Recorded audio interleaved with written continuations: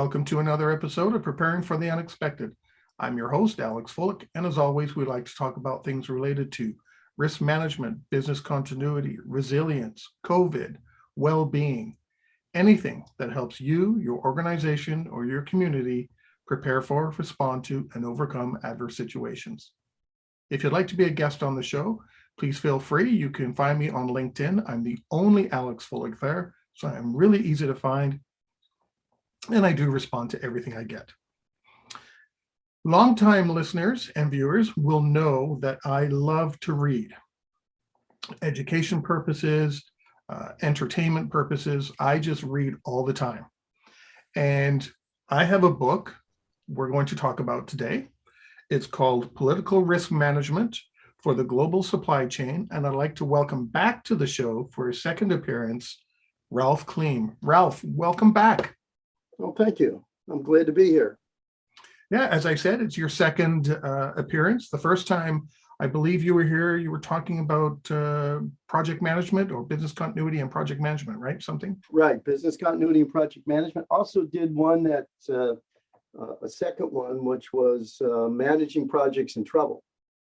And so that was the second one here. And this is the third interview. So, well, congratulations on the book. There's well, a lot of interesting information in here, and we're going to touch on it.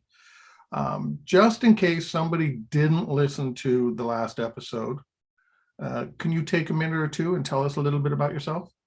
Yeah, my as you mentioned, my name is Ralph Kliem, and I've worked 30-something plus years in the corporate world, also in the military, and a lot of work in the area of project management, business continuity, and information technology. So I've had a broad swath of exposure to a lot of different topics, both in and out of management, with the major aerospace firm and an insurance company as well. Nice. So, and so it's dynamic, and it's the industry, and there's a lot going on right now as it relates to the global supply chain, as everybody's probably aware of, both with the Ukrainian situation, but also with the pandemic situation. And a number of companies have suspended their supply chain, or has been affected negatively in terms of from the political consequences and military consequences that have occurred in the world today. Yeah, which is why when I came across your new book, because I knew you were telling me you were maybe writing a new one. So every so often I would check to see, okay, is it out? Is there something new? When I saw the title, Political Risk Management, I thought, oh, wow, that's a hot topic in itself, let alone the supply chain part of it. So I thought, okay, I've got to reach out to Ralph and get him on the show and talk about this. Well, I'm flattered. Thank you very much. So let's jump straight into it. First of all, a basic question, in case anyone isn't aware, what is political risk management? Well, political risk is basically no different than, in terms of a general topic, is no different than any other type of risk management, except it's focused on political events or political conditions that affect your business investment, as it relates, in this case, based upon my book, is based upon the effect on the global supply chain.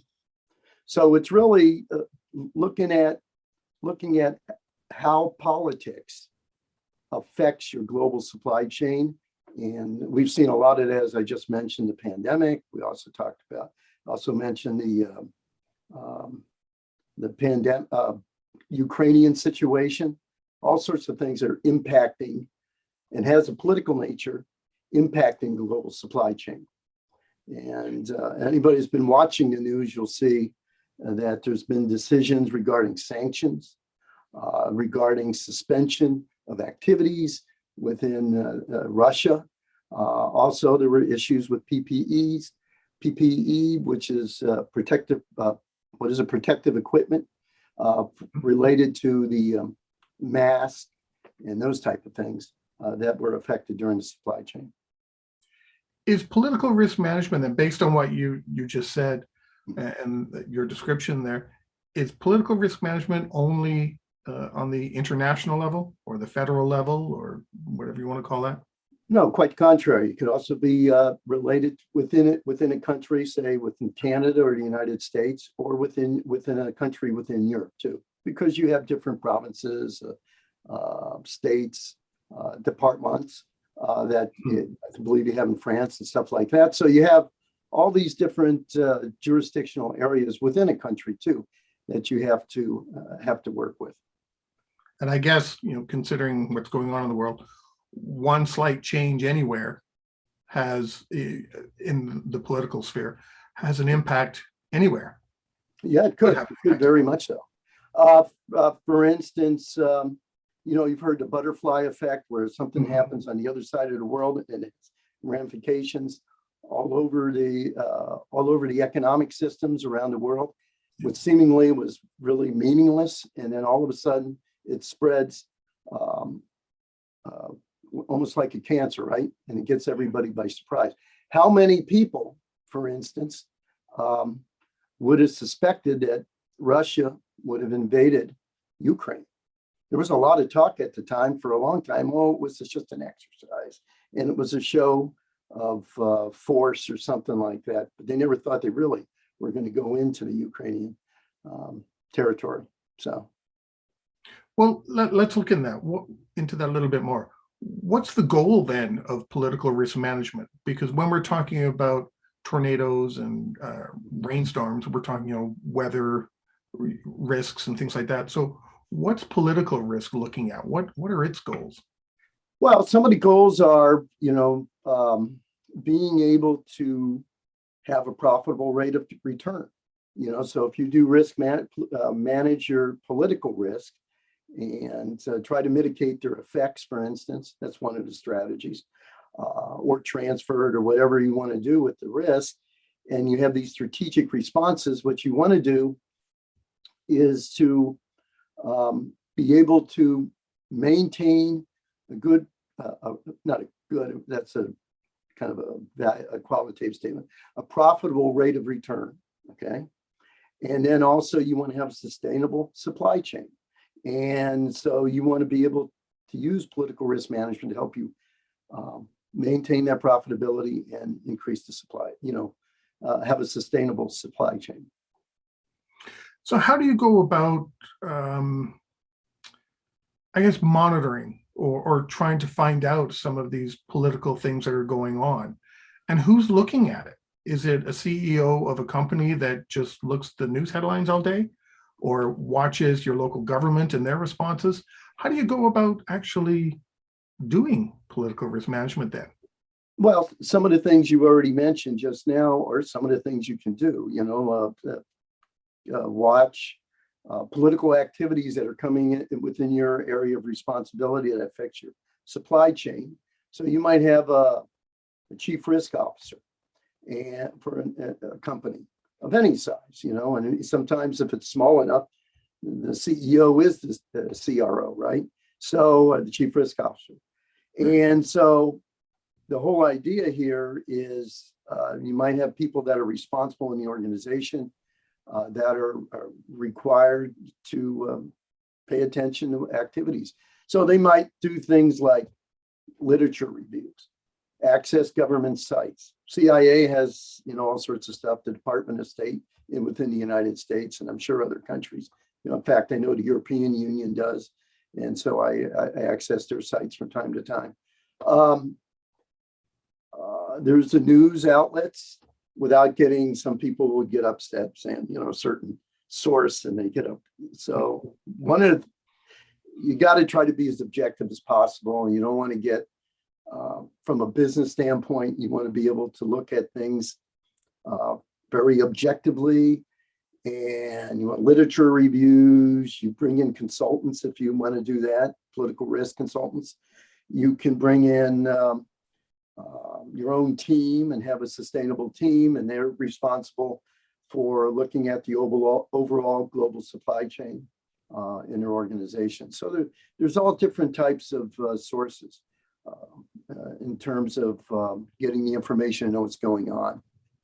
And so it's just a matter of resolve, really. that you want to pursue this and implement it within your company. You got me thinking of something. With our supply chains for an organization, do we have to have our supply chain mapped out, the whole chain, and all our vendors mapped out, and then look at it with a political view? Or do we look at things from a political view and ask ourselves, do we have anything that's impacted by it? It's kind of like a chicken and egg. Which one comes first? Yeah. How do you deal with it?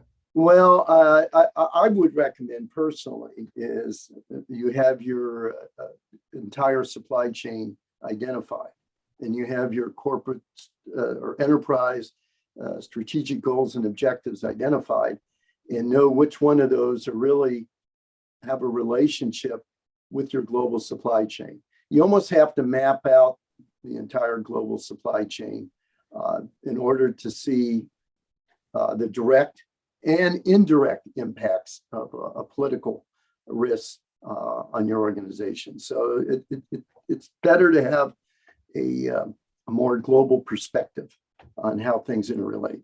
And I'll tell you, you got different, it depends on your organization. You might have that stuff already developed if you practice lean, right?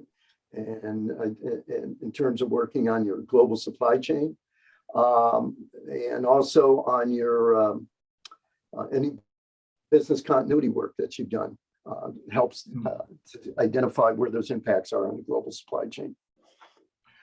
I guess with political risk too, you could have a political event in a country that you don't deal with. You have nothing to do with, I shouldn't say have nothing to do with that country, but you have no business dealings with anyone in that country. Something can happen in there and still impact you, right? Yes, that's correct. And so, for instance, you may not have any relation, you might be an oil company, right? That's a perfect example there.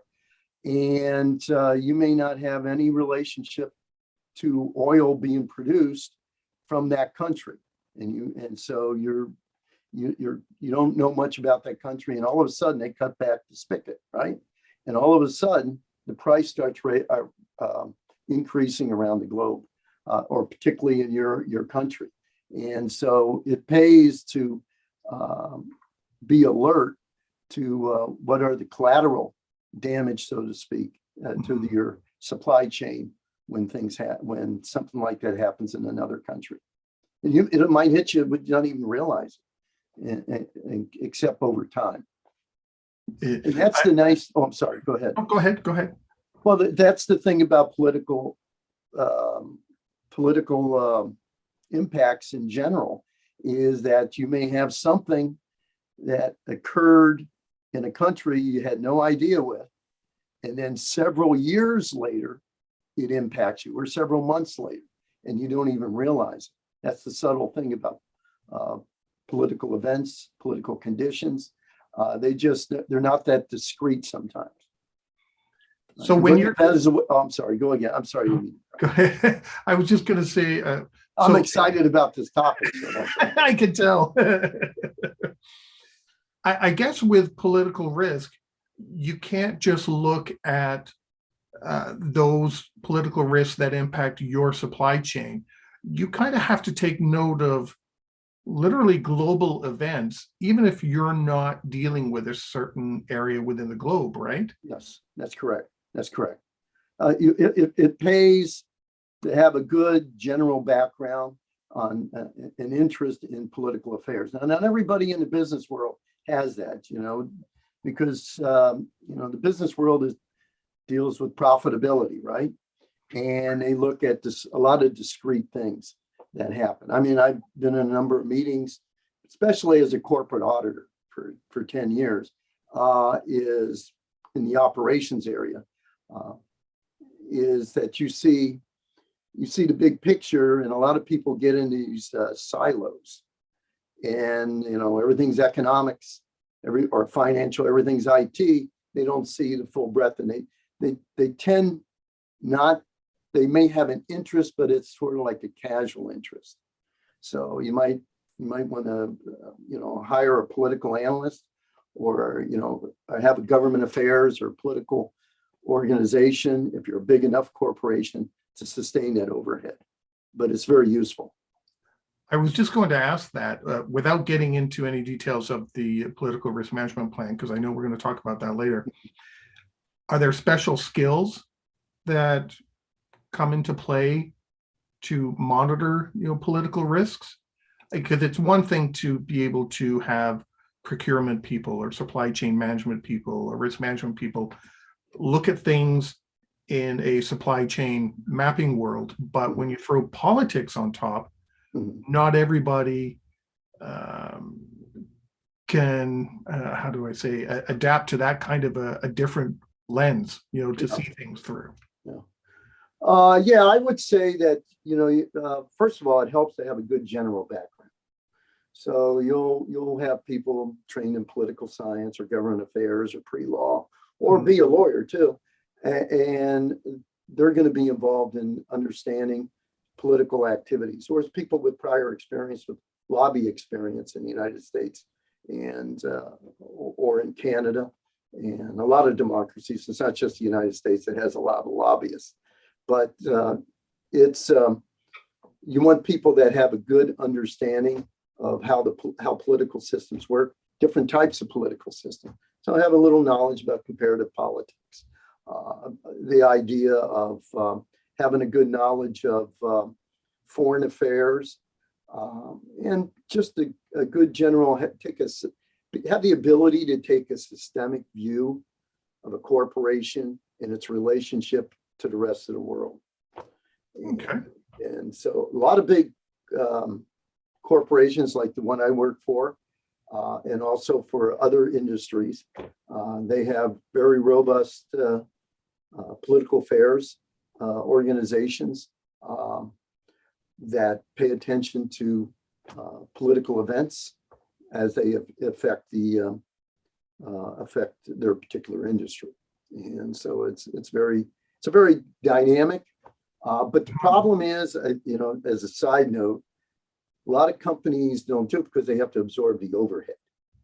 And so it's very hard sometimes to say, this is, we got political risk and here's how it actually impacts the bottom line in terms of profitability. So that's a difficulty sometimes selling that stuff, like a lot of things in business. Yeah, I know business continuity is kind of one of those too. Well, they don't make us money, so we get put on the back shelf. Well, you make money afterwards, because they, and then they'll think of something else, that save money. A lot of companies like to self-insure, so meaning that they're willing to take the hit and might not do anything at all. But they got to have some buku bucks. I've got a question for you. See, Sure. I know we had this big list of things we're going to talk about, and we're still on number one. Oh, okay. I didn't know that. So that it's really easy with me to go, off script. So yeah, that's okay. That's okay. I'm fine. I'm wondering, with politics, with the way things are in different political parties, literally around the globe in different countries, Right. Is there a risk with political risk management that bias gets in there? Oh yeah, very definitely. I heard it many times, and I think it's people that are narrowly focused on their discipline, and so politics, they'll say, "Oh, that's political," or they're ideological, the way they've been brought up, their belief systems and values can impact how they view the world. And it may not be in concert of what's best for the organization, the company, the enterprise, because of you got to focus on those strategic goals and objectives, and how a political risk may impact the global supply chain in achieving those strategic goals and objectives. And so it takes some rigor there. How do you deal with that, though? Let's say both you and I are working on political risk management, but you come from one direction, I come from another. Mm-hmm. We're looking at the exact same situation, have two interpretations, and we're giving two different recommendations. Mm-hmm. How do you deal with that kind of a thing? Well, there's all sorts of different ways, brainstorming, and, you get a diverse group of people. And if they're at the high level, if they're they're in the C-suite or something like that, they're going to have a broader, hopefully they're being trained in a broader background and how to, not necessarily all the time, but you want to get a team of people that maybe have it's multidisciplinary, and they have the ability to focus on the overall goals for the enterprise. Mm-hmm. And so focusing on the overall goals, strategic goals and objectives, and having a dedicated team of senior leaders and professionals in political risk or law or whatever sitting on that team, and they have ability to question each other. So what happens is they, some people do some research, and they'll have hopefully a team that supports different things, different ideas, and are questioned and they also are willing to take the time to be aware of political activities that may around the world that may impact them too as well. So they got to have an open mind basically, and they got to be willing to be objective and let people challenge them a bit in terms of their questions. If you give somebody a hammer, everything looks like a nail too. So you got to be careful of that. So in a way, it could be good to have opposing views. Yes. At least when it comes to political risk management. Oh yeah. We won't get into other things, but one of the things that just hit me here, and I don't think I mentioned it in the book, but one of the things that really I find as a corporate auditor is we used to have these things called interim reviews and final reviews. Mm-hmm.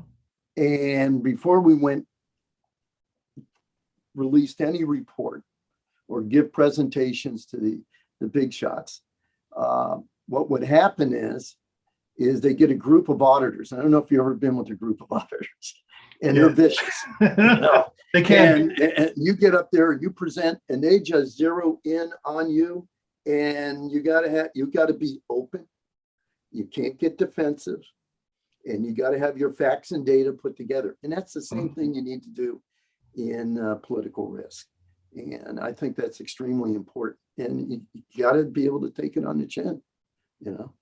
I mean, I felt like, I got shot with bullets, had a glass of water and everything sprayed up, but it was actually good. And so people got to be willing to challenge their basic beliefs and value system. Well, an auditor will be like a journalist. If they know you're not giving the right truth, or you're contradicting yourself and you don't even know you're contradicting yourself, they're going to keep digging, because they know there's something there you're trying to hide. Yeah. Right? And I did actually in the book allude to that as well, but I didn't talk about formally as an interim review and final review.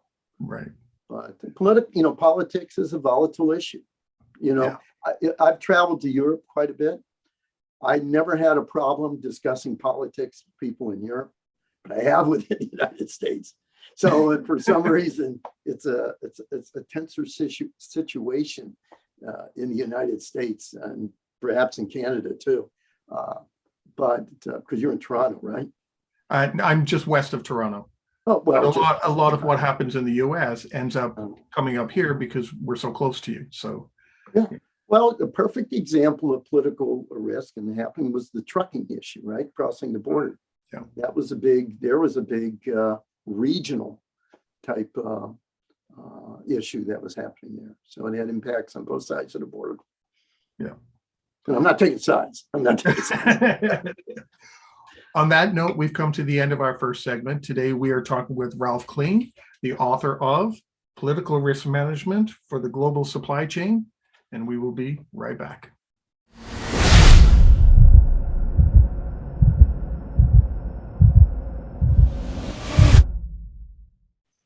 Welcome back. Today, we are talking with Ralph Kliem, the author of Political Risk Management for the Global Supply Chain. Ralph, lots of great information in the first segment there. Thank you very much. Oh, my pleasure. I want to see if we can just talk about what are some of the key components of managing political risk? I know we kind of touched on some of them, but can you kind of give us a clearer definition of Now, what more structured. Yeah, view of it. yeah. Yeah, no problem. First of all, I want to say that the framework that I put in place is predicated on the COSO framework, because that's the one I had the most experience, and that was the one that was most prevalent framework from where I came from. It was very useful from getting not just political risk, but economic, financial, IT, and all these things were rolled up to the audit committee. And so there's several, there's really, I think, 10 that I identified. One is this, if you're just starting out establishing political risk management, you want to be able to set up an infrastructure in place, maybe some type of team of knowledgeable and senior individuals. And you want to adopt good project management practices. And this is really important because you want to be able to evaluate how well you're getting your disciplines implemented, political risk management disciplines implemented within your organization. Now, it could be a small team, it could be a big team, and it's a matter of judgment who's involved in developing and implementing political risk management in their organizations. Another component is identifying the strategic goals and objectives for your company. And so for a big company, that can be a real challenge.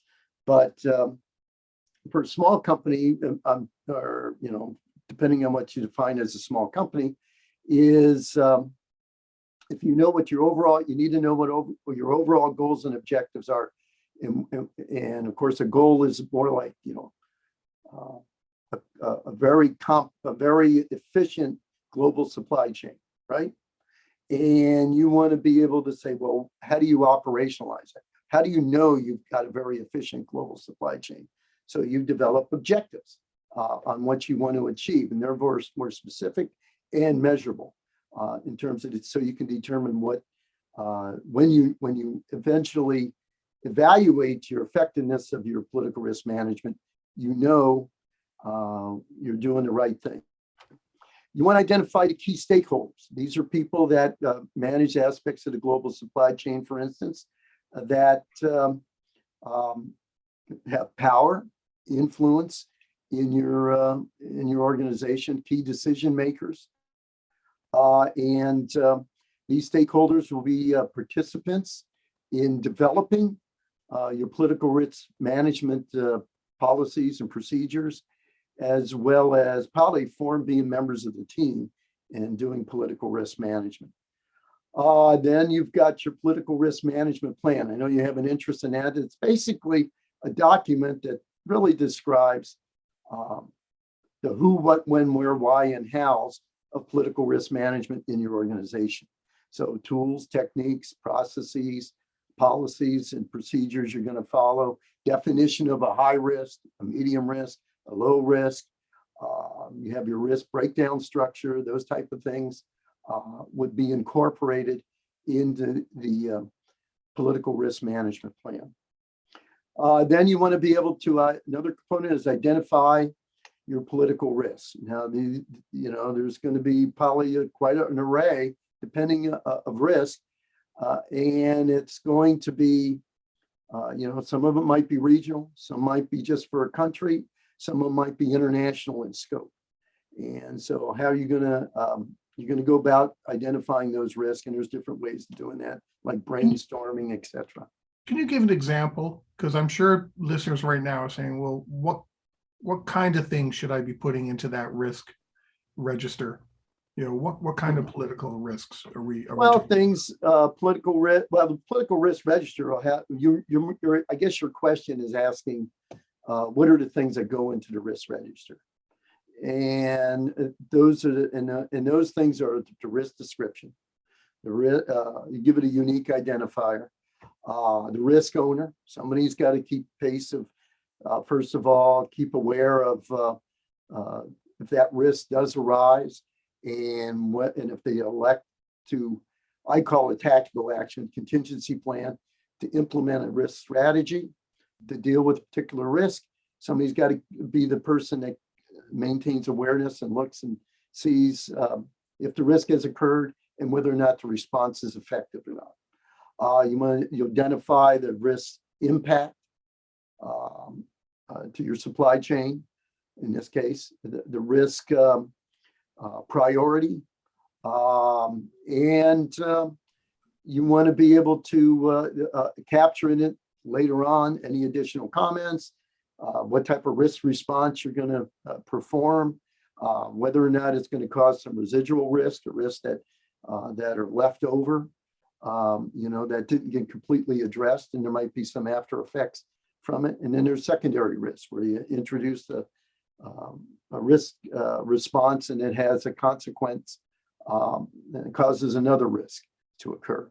So these are things that you'll identify in your risk management plan. And of course, one of them is the risk that you've identified, of course, right? Do you have an example of a risk? Risk would be expropriation, kidnapping of executives, tariffs. Now, I want to emphasize, one of the things, there's a tendency to view risk as negative. It can also be an opportunity. So a company may want to seize an opportunity. For instance, there may be a change of regime in another country that may be more amenable to doing business with your supply chain. So you might want to, without sounding Machiavellian, you want to be able to seize that moment from a commercial standpoint. So I'm sure once things open up in Russia, if they do eventually in the sanctions, I'm sure there are going to be companies that are going to try to move in where other companies where they suspended their operations. There may be some sensitivities to that. Assess political risk is make an assessment. Maybe it's qualitative, meaning that it's kind of you get a group of people together and they have a high level, kind of not subjective, but you try to be objective, but you operationalize your terms and whatever you're using. But you make an assessment, or you can do it quantitatively. Certain risks lend themselves to calculating the actual impact of a risk should it arise. And of course, if a risk does arise, it becomes an issue, right? So it's happened. So you want to be able to respond to that. That's assess. And it could be, like I said, quantitative or qualitative. You want to prepare political risk responses. So you have maybe some strategic actions that you want to take, transfer the risk, give it to insurance companies or something, like that. Or you want to mitigate the risk, and you do certain things like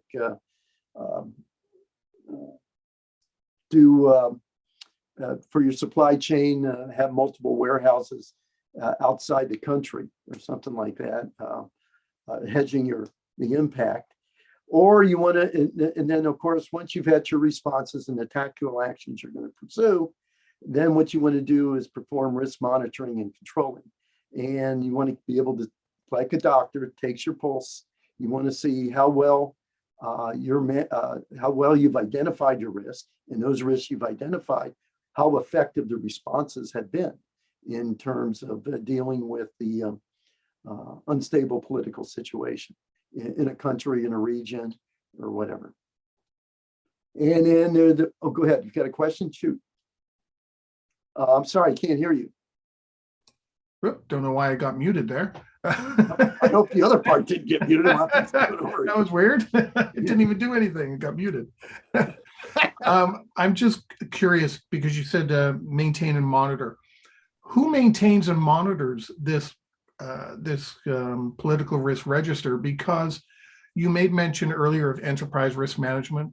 We talked about having potentially, I'm not saying definitely, but legal advisors with foreign affairs experience, and then we've got the, I don't want to say the usual or we have risk managers anyway who have risk registers and maintaining that. So who looks after this part of it, or how did you Well, maintain? it depends on how your corporation is structured.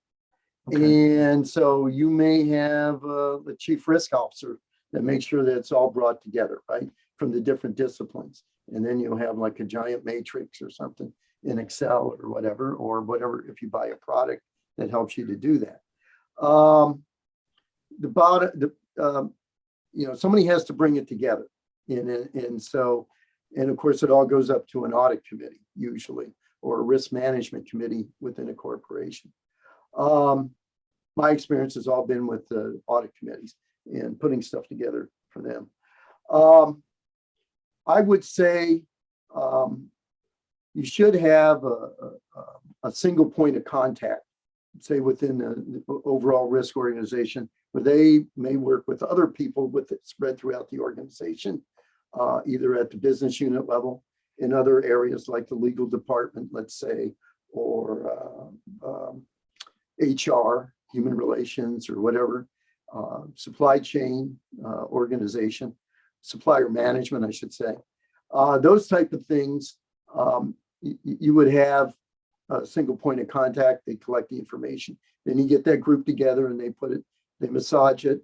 And then, of course, they put the final report where they give it to the audit committee or directly to the board of directors, for instance, or the chief executive officer.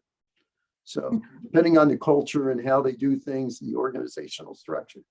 But somebody should be responsible, either an organization or an individual, to make sure that they compile it and put it together, the report.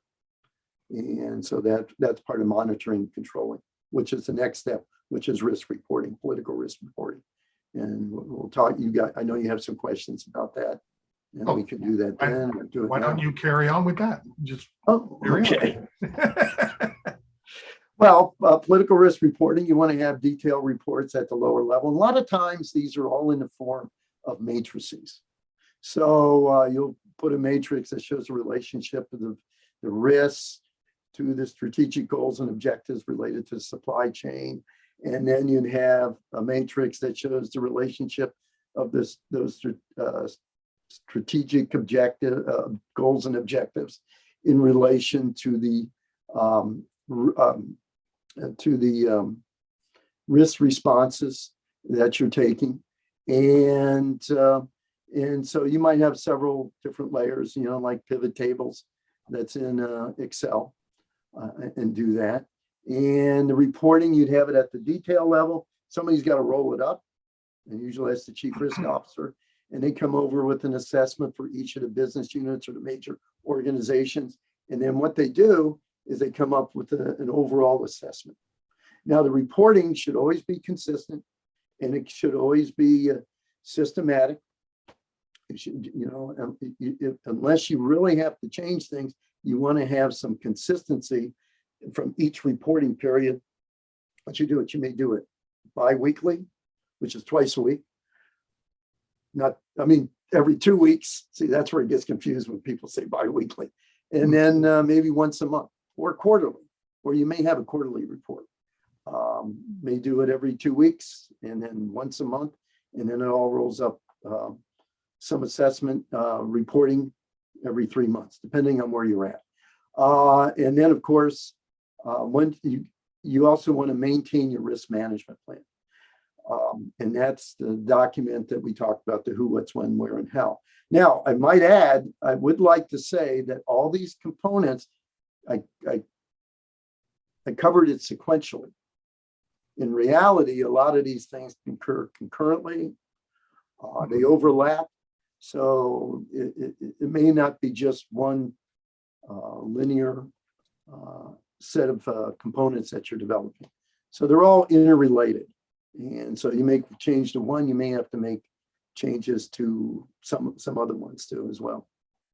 Well, I was just thinking that some of the political risks that get identified or risks associated with the supply chain in general are low, but because something is happening in the other side of the world, your risk is gone from low to moderate to high. It hasn't happened yet to become an issue, it hasn't been realized to an issue. But how do you go about managing that risk as it starts to creep up? Do you have Well, any suggestions that's on where how you, to do that? oh, I'm sorry. Yeah, what you want to do is you want to periodically review your reports. Make sure when you're monitoring and controlling, you have a watch list of risks, just like any other type of risk management. You want to have a watch list. You have your periodic reviews, and you may reevaluate. You may have new risks, that may arise, and because of the international circumstance. I'm sure the PPE and the Ukrainian situation, for instance, maybe was probably lower level for a lot of corporations. And then all of a sudden, it got on the radar and it moved up in terms of how it impacted their supply chain and how they plan to respond to things. So I think that would be a perfect example of companies adapting their risk management to their circumstances. So it's a living dynamic circumstance. You may even have ad hoc meetings if something looks like it's become more apparent. Yeah, I can see the ad hoc approach quite a bit, especially with things start creeping up quickly. Mm-hmm. Then it's, you can't wait for your quarterly report, to look at your supply chain because of a political event somewhere else. It's, you have to, and not are we impacted by, but you have to start changing your thinking to, are we going to be impacted? Can we be impacted if this occurs, right? Right. Yeah. A perfect example is Fukushima, right? And you had the big earthquake and the impact it had on Toyota. I'm sure that moved it up to the higher level of consideration. Same thing with aerospace industry. For an aerospace company where it has a big major plane crash, and it turns out to be, there may be some, I'm not mentioning any names, but there may be some systemic issue on how they, something to do with their engineering issues, software engineering or hardware issues that may occur, and they never thought about that. And what impact that has on the supply chain, because they may get certain components from another country, and all of a sudden you may find that those components, whether it's hardware or software, it's going to have to be stopped, or you're going to have to find some alternative source, right? Because it's politically, it could be very damaging for the company and affect its supply chain dramatically. And we all know of some recent historic examples related to that. Is there a difference in dealing with political risks to, weather risks and things like that? The reason why I'm asking is, I was just thinking, using Ukraine as an example, they're a huge global supplier of wheat. Right. However, there's a political, it's not even a risk because it's occurred, but there's a political event happening there now too. So how do you merge the two together? Is there a way of doing that? A political risk with some other sort of risk on your supply chain. How do you map it all together? Well, you have your discussions with your executives or the team, whatever you put. They don't necessarily have to be executives. You got subject matter experts in the organization, or you can bring them in as consultants. But the whole idea is you want to be able to marry, if I understand your question correctly, there might be, let's say the Ukrainian thing didn't happen, right? And you're importing a lot of their wheat, right? And you're making a product that ends up getting exported someplace else, let's say, for an example. And you want to see how that impacts your supply chain, right? So you get your team together, your dedicated team. Hopefully they have their supply chain mapped out, and they know what their strategic goals and objectives is, and they put together a matrix and that type of stuff. And then what they do is they analyze and see whether or not there's a high, medium, or low impact to their supply chain. Okay. So we only have 3-4 minutes left. Do you have any final thoughts and comments you'd like to convey regarding? Yeah, I actually, I jotted this down, and I hope you don't mind me using a piece of paper because I'm getting at my age. But bottom line is, I think I have a couple quick thoughts. And one of them is really emphasis is on being systematic. You want to have a framework that you can follow consistently. Everybody follows pretty much the same set of components, the same processes, procedures. They're regular in terms of putting out their reports. I think they also need to take a systemic view, look at the big picture and see where the corporation and the components of the organization, how they fit together relative to the supply chain. So, and if there's something that happens internationally, what are the collateral impacts to the company? You got to be objective. I think a lot of problems is people they don't know how to be objective outside their own discipline. So they're filled with a lot of beliefs. I think that's important.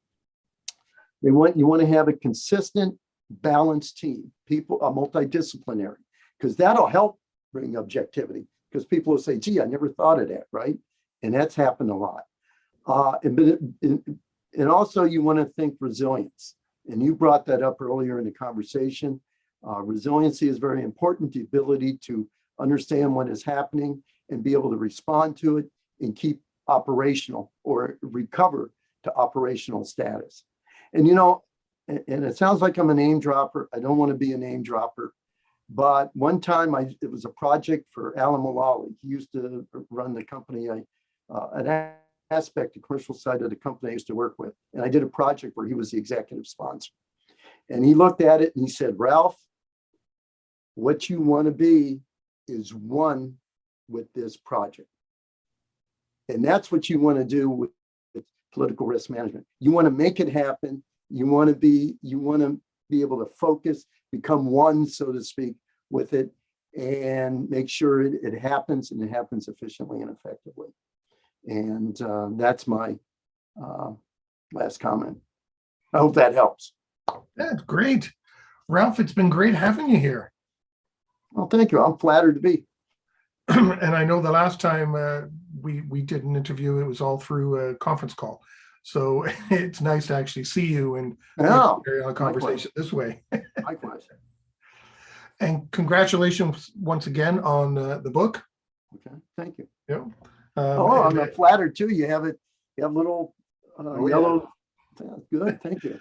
And there are dog-eared pages too. So I'm sure those book purveyors out there that don't like that are probably going to send me an email. don't understand that. But thank you so much, Ralph. I really appreciated you sharing your expertise and time with us today. Oh, my pleasure. Anytime. Great. And for everybody watching and listening, stay prepared, everybody. If you liked that video, thumbs up. If you didn't like that video, thumbs down. But leave me a message and let me know your thoughts. Of course, don't forget to subscribe. And in the meantime, stay prepared, everybody.